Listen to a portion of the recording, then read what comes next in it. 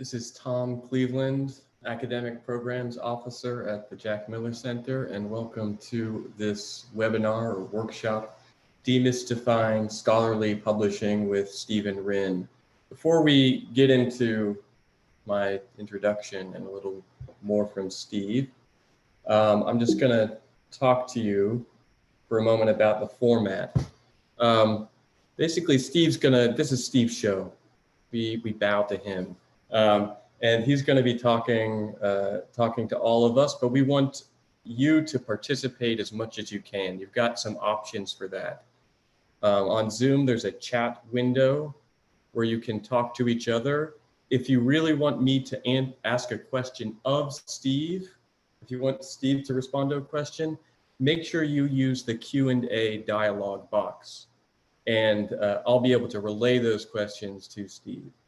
But if you got anything else you want to say, maybe you even have some friends here and you want to use the chat box, do that. You've already seen a poll, and we're going to have another one of those at the end. And otherwise, I think we can get started. So let me say a thing or two about Stephen Wrinn. He's been in scholarly publishing for 25 years, academic and commercial publishing. He's presently the director of Notre Dame University Press, so he knows what he's talking about. We've had Steve give talks about this topic many times in our summer institutes. He always gets rave reviews for his animation and spirit. So we're hoping he can reproduce that in virtual format to the extent that is possible. So having said that, I'm going to turn it over to Steve, and I'm at the edge of my seat. All right, thank you, Tom, and good afternoon, everyone. Welcome to my living room. I want to try to distill about 25 years of publishing experience into about a half an hour. And my goal with this presentation is to really give you insights into what most acquisitions editors are thinking when you submit a book proposal. A very important caveat that I'd like to add before my presentation is I speak for one person. As Tom said, I've been in publishing now 25 years, commercial, nonprofit, university presses. Many editors would disagree with my interpretation of certain things, but I have my own unique perspective, and I'm also speaking as a director and not just an acquisitions editor. So I don't want people to think that I'm speaking for all publishers, but there are different size presses and presses with different missions. So it's important to realize I'm speaking from personal experience. My hope here, again, is to give you some insight into what your editor is thinking, and to do that with the goal of helping you increase your chances of finding an appropriate publisher. As Tom said, I've been director now at Notre Dame Press for 5 years next month. We're a mid-sized university press. We publish approximately 60 new books each year. Now, to get into some details about what your editor is thinking, I'm going to speak about some of the business aspects of scholarly publishing. And there are two things that I'm going to try and get across in this presentation that I'd like for people to think about. And I do strongly encourage you to ask questions, because everyone's at a different stage of their professional development. And I try to tailor my comments to be as helpful to as many people as possible. All right. Put in for a second, Steve, just to say, certainly send them into the Q&A box. My default will be not to mention people's names. That is, if they're embarrassed to be asking a question about something they don't know. It's really important for you to send them into the Q&A box, and don't feel embarrassed. Yeah. Okay. Yeah, the anonymity of this. All right, that's a good idea. All right, No, I'm fine with that. That sounds great. Like I said, everyone's at a different stage, and I want to help as many people as possible. Okay, gonna get into it now. The two things that I would encourage you to think strongly about publishing. The first is that publishing success and the decisions that most editors make is not intuitive. Okay, people think that if they write an excellent book and they present it to a publisher based on its excellence, its contribution, its scholarly excellence, that it will find a publisher. Merit is mandatory. Scholarly excellence is non-negotiable. That's the first part of the way to find a publisher. So it's not intuitive. The way the business works and the pressures that editors are responding to, and I'll expand on this, don't make sense to most people who are not in the business. Okay, so what I'm trying to do is help you anticipate and answer the questions any acquisitions editor is asking about the projects. Okay, and I'm going to make a case that, you know, merit is mandatory, but fit, actually making a case for your books fit with any given publisher, is as important as its scholarly contribution. Okay, so it's not intuitive, and these are the questions I encourage people to think about. Now, first of all, I always talk about, on a day-to-day level, every acquisitions editor receives an enormous volume of proposals. Truly enormous. Okay. As I mentioned, Notre Dame Press publishes 60 books a year, roughly. I would anticipate, and I would guess, we receive between 1,500 and 2,000 submissions a year for 3 acquisitions editors. Now, that's not a pure ratio in and of itself. Many of those proposals really have no business being submitted to a university press. Okay. So it's, some of them are immediately inappropriate for us and are immediately rejected. But that said, there are always books that are excellent, that warrant publication, that we can't publish. We just don't have the resources. So keep this in mind. I'll come back to it, but you have a very small window to make a case for why a publisher should consider your book. And the background of that is the enormous volume of proposals at any given point. I actually, often giving this presentation, I ask people to guess how many proposals I'll receive during it. So that's number one. And just by way of background, roughly, I would estimate there are 125 members of the Association of University Presses in North America. These are presses of all sizes. At last count, there are several thousand, 2,000, I don't have an accurate recent number, but 2,000 universities and colleges that require their faculty in the humanities and social sciences to publish with a university press. So 125 roughly presses buttress the tenure system for several thousand humanities departments.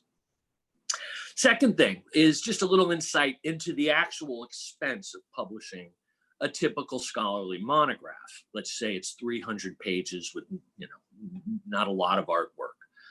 But as a university press, what separates us from commercial presses, most commercial presses, everything that we publish has to be peer reviewed. Everything must be approved by a faculty editorial board. These are what we call the value added that commercial presses don't always do prior to publication. So between peer review and if a book is approved by the board, we estimate in terms of direct and overhead expenses, direct expenses being anything we have to write a check for, peer review, copy editing, design, proofreading, all of these elements of manufacturing, producing a first-rate scholarly book, and also the overhead, salaries, benefits, what it costs to employ us. I would estimate an average monograph costs about $25,000 to $30,000 when the dust settles. How do we get to that number? Well, I know to the penny what we spend every year, and I know how many books we publish. Now, because of the unique mission of University Press is to identify, peer review, and disseminate scholarship that may not necessarily have a broad audience. I prefer not to say market. I prefer to say readership or audience. But, this was why we were invented, right? Scholarship in a vacuum is meaningless. So we do publish, I would say up to 85% of the books we publish at Notre Dame do not generate through sales the revenue it costs to publish them. I'll say it again, 80 to 85% of the books we publish will never generate through sales what it costs to publish them. And that's why most university presses receive a subsidy from their host institution. And I'll come back to that. But, and this leads to all different, pricing and everything else, but that's, that's the case. I would say when I started in publishing at Rowman and Littlefield in the mid-90s, we would have standing orders from libraries of approximately 400 or 500 copies before a book was actually even printed. And that number has now dwindled to under 100, maybe 50, maybe 75. So the library markets that we depended upon for so many years have eroded. I'll come back to that. But think about it, $30,000 to publish a book. So it's a major investment. And that's how your editor is thinking. So the volume, the expense, these are the very real world factors that we're considering beyond merit and excellence. Because if it isn't good, we're not going to get this far. Okay. Now, how are books actually sold in 2020? Where does the rubber meet the road, so to speak? Well, quickly, and again, generalizing for time's sake, but most people are not aware that in order to sell a book in most outlets, whether that's a brick and mortar store, Barnes and Noble, or Amazon, but in order to get a book on a shelf, or electronically, most publishers are required to offer a 50%, on average, a 50% discount off of the list price. Okay? Think about that for a moment. So if you have a $40 book, you're selling it for $20, or they won't sell it. It's one of the few businesses where the sellers determine the discount as opposed to the producers. So if we don't offer those discounts, they simply won't sell our books. Some discounts are higher, 60%. When you go to a store and you see books face out, that's not because someone at the store likes them. That's because they paid or gave a bigger discount. It's all quantified. Coming back to the fact that these are scholarly books. All right, these aren't mystery novels or whatever. All right. The other thing is that books can be returned at any point, 2 days, 2 months, 2 years later for a full refund. Okay, and again, no other business is like this. All right, if you own a clothing store and you buy your inventory for the spring of 2020 and you don't sell it, well, you own it. In publishing, they can return it. This is something that started in the Great Depression when most booksellers were mom and pop operations. Okay, it was never intended to be, manipulated as it is by these conglomerates. I'll give you an example. When I was at Kentucky, a now defunct bookseller owed us 90 days past, receipt, about $270,000. So these were books that they had ordered, put on the shelves, and after 90 days, they're either supposed to pay or, return. And the press there was about $2 million net sales a year. So that was over 10% of our operating expenses and our cash flow. We couldn't pay our freelancers, our copy editors, our designers, our indexers, and we put out, we requested, a small payment, just a monthly payment, $5,000 or $10,000 a year, just so we could pay our accounts.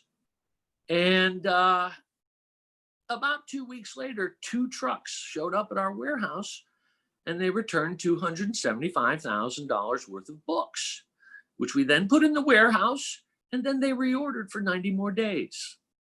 Okay, so this is literally, if your editor isn't anxious about the reality of the economics of scholarly publishing, I wouldn't hire them. This is how we sell books. And I don't approve of it, but this is what I'm trying to help you understand. Okay, so discounts, returns, predatory discounts, and returns, a healthy return rate. It's getting better because we're doing more short run printing, more digital printing. But in my heyday in the 2000s, a 20% return rate was considered healthy.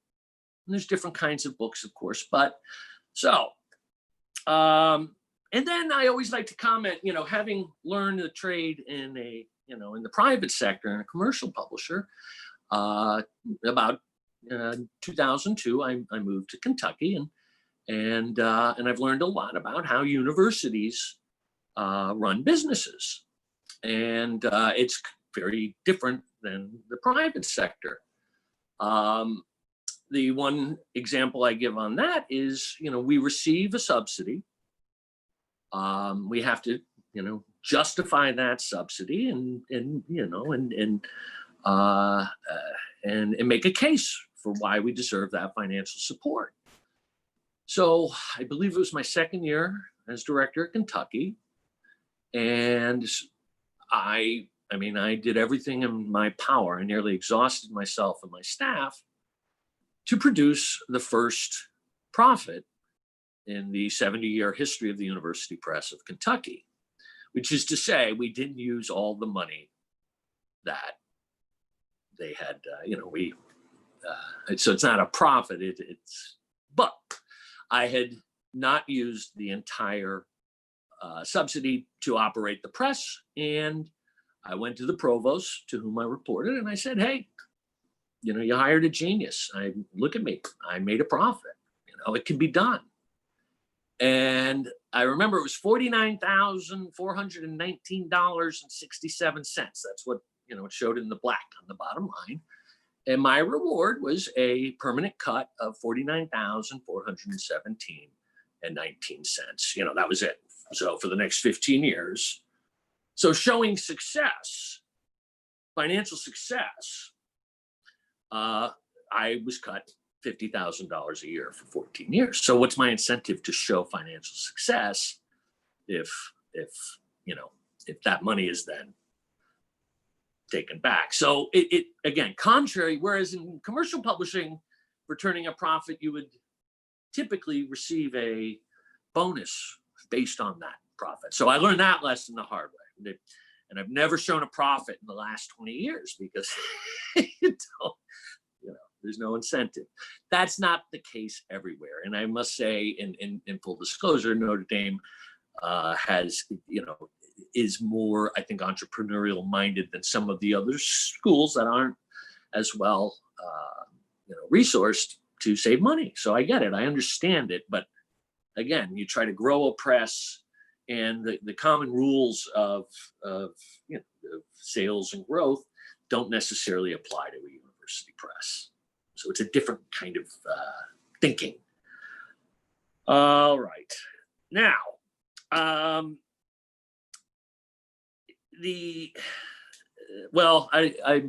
see at this point, I can usually see the audience and they look thoroughly depressed. But I want to now sort of pivot into how to address and succeed in publishing, because it's quite possible. And there are still many dedicated presses and editors who care deeply about preserving scholarship for posterity. So is everyone here depressed? No. All right, I'm going to start with how do you respond to this? Okay, these pressures. When a successful book may sell 200 copies and generate a shortfall of $25,000 or $10,000. First and foremost, and this is where I can go in several directions, and talk to people because I don't want people who are working on their dissertations to panic at this point. That's a different, there's a different set of advice and examples I can give, but hopefully this will, at least be in your mind as you're working towards your PhD. My advice for people working on their dissertations right now is to finish your dissertation, to defend it, and get the degree, and then, worry about the publishing. The most important aspect, I think, now after 25 years of finding the right publisher is what I called earlier fit. Okay, books are now sold. Now, when I got into the business, you would produce typically 2 catalogs a year. You would have your sales manager travel to the major accounts twice a year. You'd have about 10 minutes with an entire catalog, sometimes with 20 or 30 new books, with their major buyer, and their background typically wasn't in political theory or theology or history. They were typically business folks, marketing people, with no unique insights into how these books contribute to a bigger discourse. So you'd have 10 minutes, and as you were discussing the books and how many they should purchase, but again, they're not purchasing them, they're on consignment because they can return them at any point, so you don't want to oversell. You would discuss this, and as you were talking, they would go up, they'd pull up on their computer the sales of every book that was in that category, every previously published book that you had put into the world in that category, and they would scan the sales, and they would come up with an aggregate. Okay, well, military history was a good list with Kentucky, for example. So if we had a book that said military history on it, and we'll come back to the categories and their importance, we'd get higher orders, 200. But if we tried to sell a book to one of these buyers that didn't have anything comparable in our backlist of publications, they would pass. There was no data. There was, it wasn't about the contribution or anything. It was a pure business transaction. And I regret to, inform you that it's gotten worse since then. At least you had a human person to communicate with then, and you could establish a relationship of trust and have frank conversations. Well, now almost all book sales are driven by metadata and algorithms. Okay, Amazon doesn't want to speak to a human, right? So you're going to see how the book publishing industry has shifted to these realities. But quite honestly now, if we, in the metadata and the way we push this information out into the world is so complicated and complex, and if you don't get it right, you don't sell books, right? So when we're preparing to put a book into the world now, we have to do keywords. That's a big part of metadata. It has to be searchable. Okay, it's not discoverable. That's the word. Is it, how discoverable is it? I'm sorry. It just frustrates me. And anyhow, one of the great things about university presses, because of the financial support, the subsidies they received, was they were able to take intellectual risks. Right? Because there was some relief on the pressure of pure market forces, we could publish books that literally were unprecedented, didn't have comparable books in the past. And now, again, it's good business now. So that's, why I say fit. So the first thing you need to do, and this goes to everyone who's really seeking a publisher, is I think it's essential now for anyone in academia to really begin researching publishers. All right. And what I've learned over time is that the sort of attitudes or opinions of certain publishers change very slowly over time. And I can just say that I don't think that's the case any longer. The editorial staff of presses shifts constantly, and so I think it's really important to your future, your career, to be very informed about publishers. Now, in years past, a good way to do that was at conferences. We're not having any conferences, we know, until at least 2021. That's not just my decision. That's the university's decision. No travel, and so I can speculate on what all this COVID means for the future of publishing, but that's another topic. But you need to find, I say, look in your own bibliography, sign up for their catalogs, all right? And try to understand that these, what some would consider very banal considerations about the impact of scholarship, that's what we have. And I will just say this, the trend in recent, last 10 years, 15 years, university presses are shutting down. And that's because people come in, they're having a terrible time balancing budgets. And many of these people come in and they say, well, why do we have a university press? They don't even publish our own faculty. Well, we don't exist to publish our own faculty, right? In fact, if you're interested in tenure, it's not in your best interest to publish with your own home university press in most cases, right? You need that external recognition.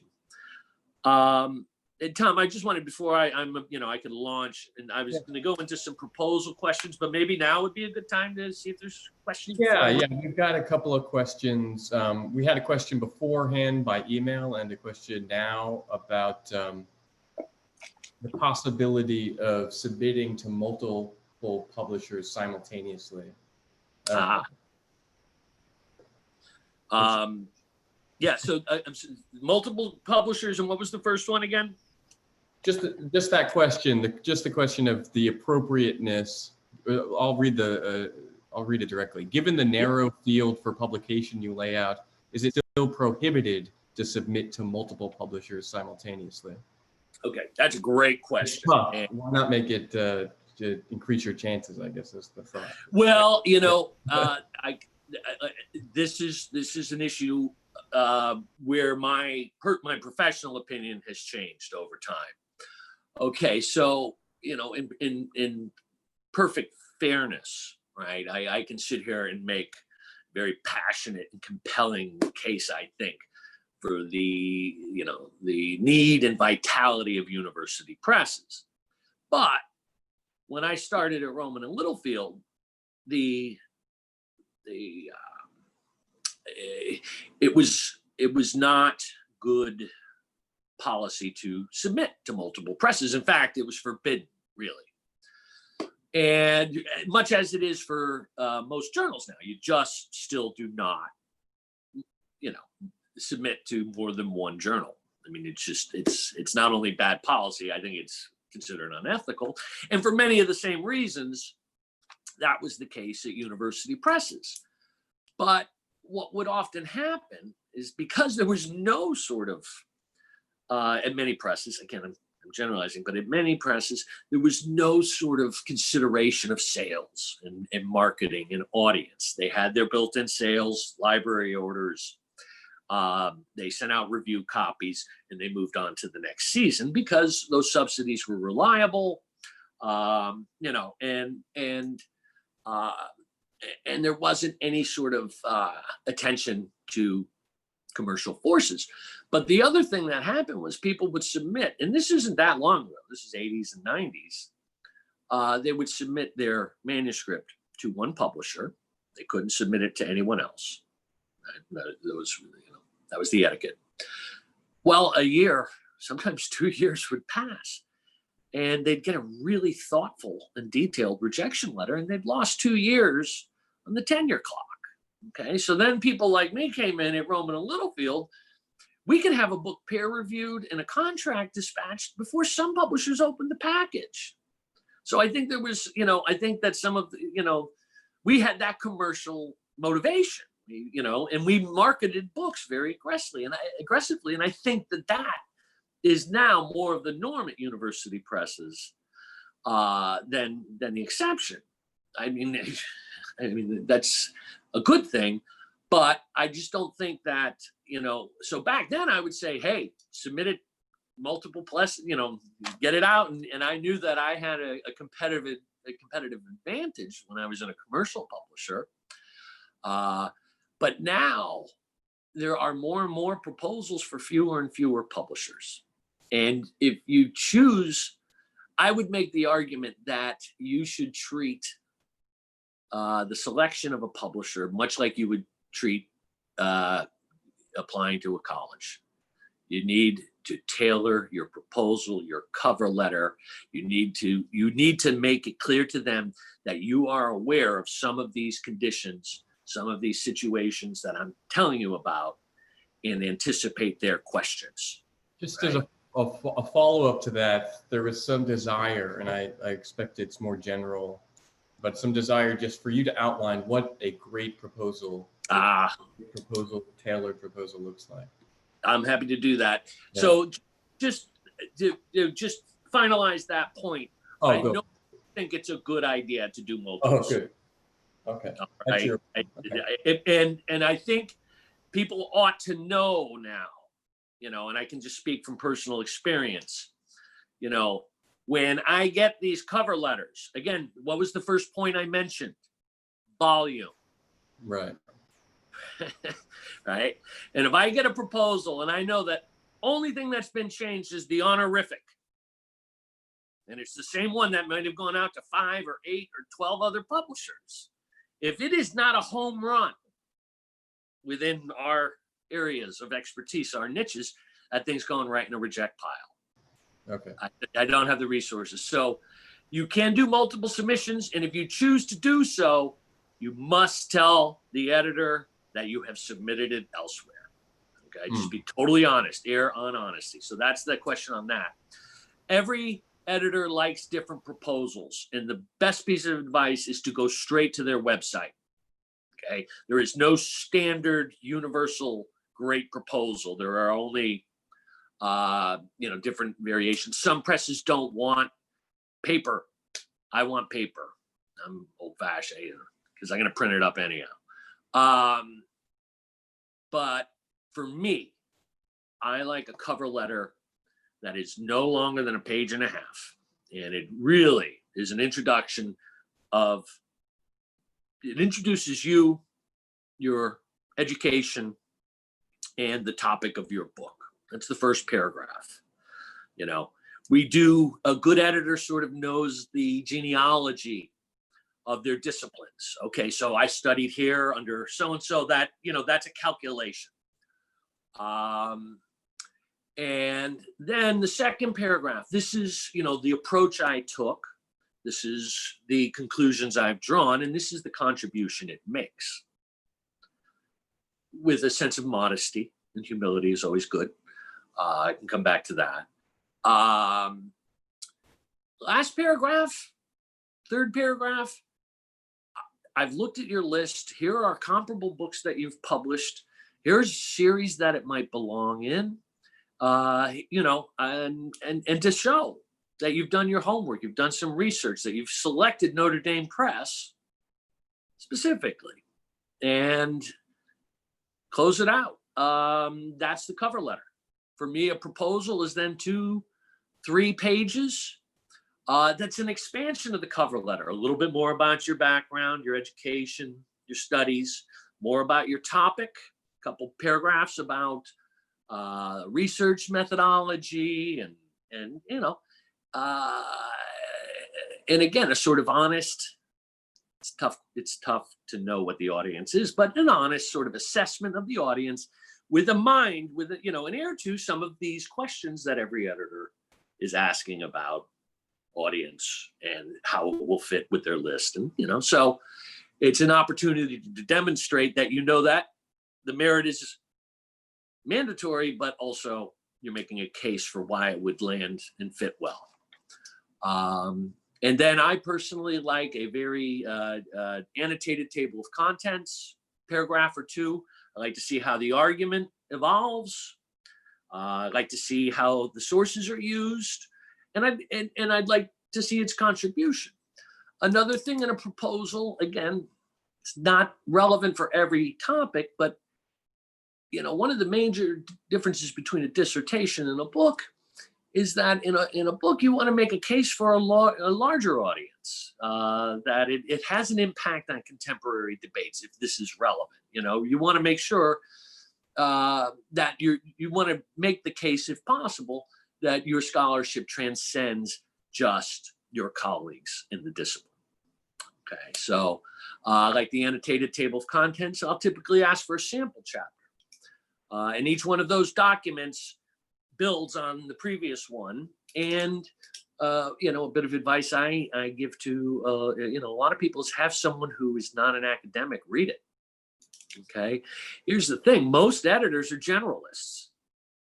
Okay? Not all by any stretch of the imagination, but if the proposal starts going in a direction that it's difficult, sometimes even incomprehensible to read, you know, that, or it's littered with errors or things like that. Again, it comes back to volume. You know, give me every excuse to go to that next document in the proposal. I hope that makes sense. Yeah, I expect that's helpful. I've got some, well, was there something else you want to make sure you get to, but I've got lots of questions I can relate to you. No, keep going. I think the questions. All right. Okay, so we got, I'll just read this one out in its entirety, because it's a well-written paragraph. I have heard that one thing academics can do to help the book be sold at an affordable rate is to keep it short, to keep costs down. What would be a good length for which we should aim in a final manuscript if affordability is a main goal of the author? Also, can we ask publishers for the anticipated pricing before we sign a contract so we can go with the one that will sell the book at the most accessible rate? There's another question just to add on to this of what's the cause of these great differences between pricings in academic books? But okay, yeah. These are great questions. Thank you. And I'm going to answer it honestly and with a little snark. All right. How much did I say it roughly costs to publish a book and direct? About $30,000. Let's just stick with $30,000 to publish your monograph. That sells roughly, let's say 250. 250 copies is a good book. I don't have my calculator in front of me, but I know the math pretty well. 250 goes into 30,000 how many times? All right, a lot. And that's, you know, oh, and that's right. The books have a 50% discount off of the list price before we can sell them. Oh, and they can return 20 to 25% of them. So, you know, the notion about price, I get it. Believe me, every day, not a day goes by. No, what you can do is keep it short. There are very few variables in our expenses that we can manage to keep the price down. All right. Do we stop copy editing? Can't do it. We're not a university press. Peer review? Can't do it. We're not a university press. Some editors, some publishers I know don't proofread their books anymore. I won't allow that. I've seen that when reading a book. Pardon? I've noticed that when reading some books. Oh, I mean, again, where else can you cut corners? So, I get the question a lot, and now I'm getting animated. Now I'm gonna have a little cough. This is what I promised at the beginning. Well, no, I get the question, and I want people to like, did you hear what I just said? It's really expensive to publish a book, and if you think that you can sort of horse trade among publishers to get the best price, I wish you luck. But they're all asking the same questions, and they're putting a lot of effort and energy and passion into preserving it and distributing it. And that's a situation, the pricing. Why? Because some and different presses have totally different business models. Some won't, some want to publish 50 to 100 at a very high price. And that's how they make their margins. Right. That's not how I roll, but right. Again, when you look at how these books, this scholarship is treated in the marketplace, price is one of the few things we can control. Right? And, and I, for 25 years, I've had people say, well, you're charging 20, but if you charge 10, you'd get twice as many, sales. Well, I got to tell you, right. Just haven't seen that in 25 years. It's fun to speculate on my dime, but that's why we price books high, and I don't like it. But there's a reason. As I said, not intuitive, but rational. So This was another, just to throw another one at you, this is another price question. Should we agree to give up royalties on the first 1,200 copies to reduce price? So, that's a good question. Something that well, that's an optimistic 1,200. Good luck. I'd love to sell more books that sell 1,200 copies. But can you discuss that practices like that generally? Well, no, here's the thing. Most publishers are not going to give you royalties on the first 500. Okay. And when I got in the business, I gave people, I just felt obliged to give royalties on the first copy sold. That's one of those variables I'm talking about, right? If you're selling 250 copies and you're paying royalties on top, I mean, that just adds to makes the margin that much wider from your investment. So what I try to tell people is that think of your compensation as something called tenure, a job for life. That's how you get paid. All right. And the royalties, I would sacrifice the. If I've done nothing else, I've demolished any notion of publishing scholarly books for money. There's always exceptions, but the general rule is, you should sacrifice those royalties. Right. And it's not because we're cheap. It's not right. Because, every year I have to go and sit in front of the provost and make a case for the financial support the university is giving me. That's where that money comes from. So good questions. Right. So another one, is it useful to publish an article on the topic of the book before sending the manuscript to the press? Wonderful question. So glad someone asked. These are great questions, and I don't mean to be dismissive. Just to back up a little, if you start haggling about price with an editor, what I'm warning you is they may just turn off the conversation, right? That's really the advice I'm trying to get to you. Oh, great. Okay. It's one of those things we don't have a lot of control over. And every once in a while, pretty regularly, people dig in on the price. And if it gets to a point where we can't establish a sort of mutual understanding or a concert of interests that, we're investing, you may be its father, we're its uncle, and we're spending all the money and taking the financial risk on it. You gotta come to an agreement there. So don't get too far down that. Another thing I've changed my opinion about is previously published articles. Prior to the internet, when I got in, I did not mind when a manuscript had 2 or 3 previous, published articles based on the chapters. Right. I always thought of that as good advertising, a way to sort of establish your turf in that right. field topic. But one of the things that, again, we're managing as best as we can, library acquisitions budgets are being slashed. We're feeling the pressure because they're ordering few of our books. Many libraries are forming consortia. It's a rational response to an economic downturn. They order one book and they'll share it with 30 or 40 institutions. All right. Now, the other thing these acquisitions librarians are doing is they can do a very quick search on any given author or project, and they can see if those articles are already in their collection, all right, or a version of the articles. So I think it's important professionally to publish articles. But as I said, I used to not mind, but now I know that certain books won't get purchased if too much of the material was published in a different, even if it's different in other journals. So I'd be cautious. People are aware of that kind of question. I'm sorry, Tom. Are people? I'm sorry. The library acquisition folks are aware of what articles are published, such that it's Okay, let me, this is maybe an instructive point. In what we call the metadata package for every book, right, okay, yeah.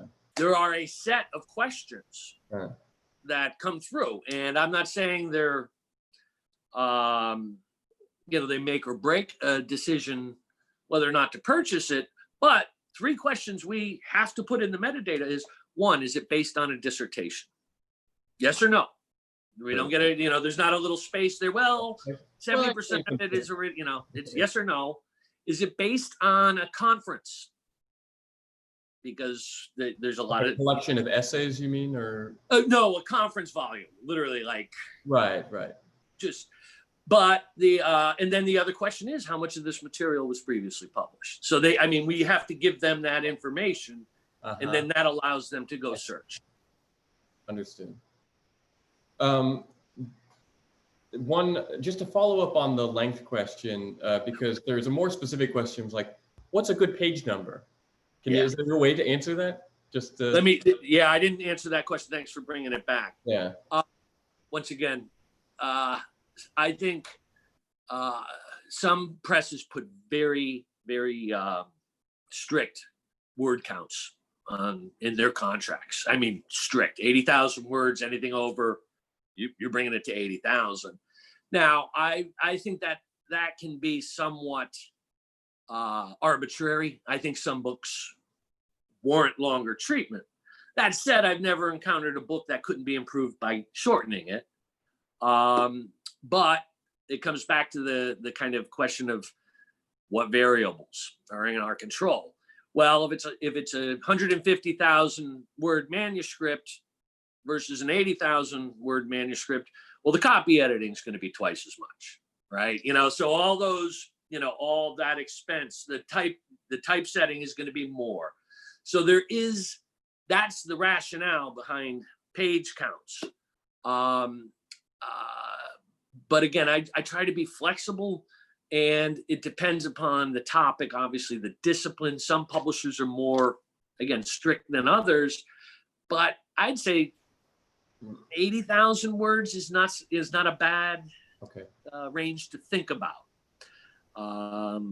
But again, as soon as I say that out loud, I can think of a billion, 20 examples when I would take that back. So, but just understand that's what's behind shorter, the desire for publishers to get shorter manuscripts is those expenses associated with it. And it occurs to, again, I'm backtracking a little bit. I reproduced a question, not quite exactly. What you were talking about with publishing articles, if like a chapter is based on an article or is basically an article, then you've got to say, this is it. But what about instead like an article that's a summary of the project in a way that gives the whole argument? That's in a way a different kind of beast. You wouldn't say that the book itself is just taken from that article. Yeah, again, that's closer to the advertising thing you were talking about, right? I don't. Again, this is where I believe if you had a whole panel of acquisitions editors, you'd probably get different answers from every one of them. Again, I think it's very such an article as you described. That's more of a summary of the entire book. Yeah, I mean, I would take that into account. I think, but as a positive thing, or as a, I don't know if I'd take it as a positive, but okay. but I don't know that I'd take it as a negative. Okay. You know, that's worth knowing that. I'm always reminded of, you know, Francis Fukuyama. You know, the article came out, it was 16 pages. I thought it did perfect, you know, what the 600-page book did. You know, I mean, so that's just me. Some things are better as articles than books, I think, but I think giving papers at professional conferences, I mean, I think another thing that has shifted in terms of, you know, when, you know, it's a factor of a decision, and each one of these things is one factor. No one factor or combination will mean a thumbs up or a thumbs down, but they're things we consider. We really want authors to promote their books now, and I'm telling you, I was the biggest skeptic of social media, and that's you know, that's something I think everyone needs to be ready to discuss when they approach a publisher, is their willingness and ability to supplement our marketing and publicity efforts. So that's definitely something to consider. There was a time when I think people would just kind of hand it over and say it's yours now, but now that's a big change too. So I'm just going to warn people, we're near our end. I've got a couple more questions I can ask, but if you really want another question, you should send it in soon, or else you'll be lost. So this is a question from a tenured fellow. If we already have books or publications on our CV from book publication from commercial presses, how does that help or hurt our cause when proposing a new book to a university press? So that's a good question. That's a really good question. That's one I haven't gotten, and I don't know. For me, bring it on. You know, I mean, if you've published successfully in with a commercial trade house, presumably, you know, you have a sort of visibility and a readership that they thought, you know, warranted a trade publication. My caveat on that would be, I almost never deal with agents. Once again, we can go, you know, rewind it to the beginning of my presentation. The last thing I have is more money to pay an agent to bring me a book that may or may not make back its investment. So, right. And I deal with a lot of commercial, you know, people who've published commercially, and typically it's very easy for the author to say to the agent, you know, look at the contract, but this is a university press. It's a subsidized nonprofit entity. And then what we'll typically do is elevate the royalties, you know, because advances and things like that, exceedingly rare in my kind of scholarly publishing. That's why I prefaced everything with, you know, but if commercial publications, I may even look closer, as long as their expectations of the financial rewards are different than a commercial house. Okay. We have another question about the possibility of electronic only academic book publishing. Is that a possibility, or is that a feasible option? How would that change the economics, or is that just not on the table or in anyone's? It's a great question. Right. And you know, and a lot of people, and for a while, people thought that was the silver bullet, you know. Right. And you know, and I want to mention something else about publishing in general, scholarly publishing in particular. You know, publishing's been in a crisis since Gutenberg invented movable type. Okay, so it's you know, I mean, the day a publisher just says things are great, I just don't see that happening. So, you know, we're always dealing, you know, like in a crisis mode. Ebooks still require peer review, still require copy editing, still, you know, design, formatting. There's still a substantial investment in ebooks, and the data that I've seen says, okay, well, if we only published ebooks, that's 30% of our total revenue. So we'd put pretty much, with the exception of the printing, right, and the warehousing and the shipping, that does not make up for the difference between the sales we still get in print. So we sell a lot more ebooks. We like selling them, but people think because they're somehow not tangible, you can't touch them, that Right. they don't cost anything. They cost a lot. Right. That may turn over, in some time, but right now, I'd say we're 30-70 ebook sales to print. So at this point, I think I'm going to give you the opportunity to just have any closing words if you want to scare people or give them hope. Some mixture of both. If, you can choose what the mixture will be. But go ahead. I appreciate that, Tom, and I hope more than anything, folks who are here, that this has helped. Right? That is the goal, is to give you clear vision. All right, and I've just seen so many people over so many years who depend on publishing for their professional well-being, for the future, for tenure, for promotion. And I've witnessed over the years the set of questions they apply to the process of getting published, and they're missing the target. And I'm not defending this system. My goal here is to say, every time you approach a publisher, there's this whole set of experience, knowledge, and expectations that that makes no sense, right? And if you get rejected, brush it off and get back up, because when an editor says it's not a good fit, it's not usually a polite blow off. Okay, and you can't take that personally. There is an element of perseverance that goes along with the research, but there is still, as I said, there's a large contingent of passionate, dedicated editors and publishers who are committed to this, and they are intelligent and they do care deeply, and we're all sort of, we're all in this project together.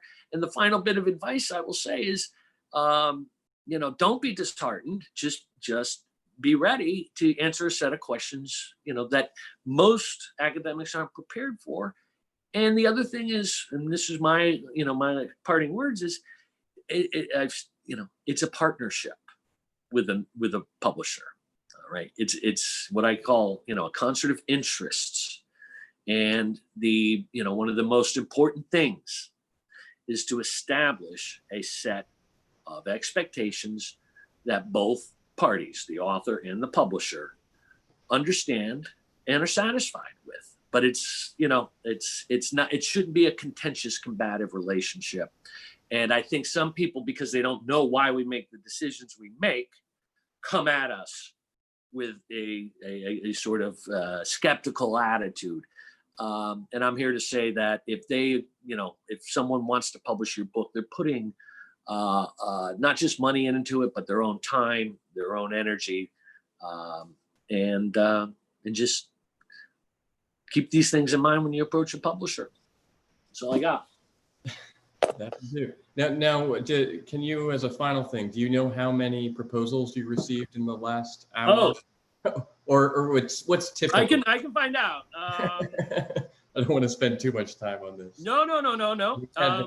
Someone guessed 20.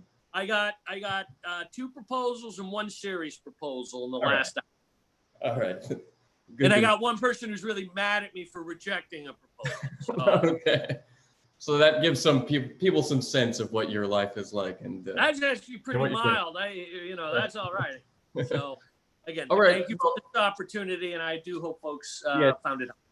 Yes, Steve, thanks so much. I think a lot of people, we've already received some thanks from people for you giving us your time, and have a good one. Thank everyone for coming to this webinar. We're hoping to have more webinars in the future, maybe one on journal article publishing specifically, because people will be interested in that. But thank you for coming, and we'll see you all around. Bye. Bye-bye.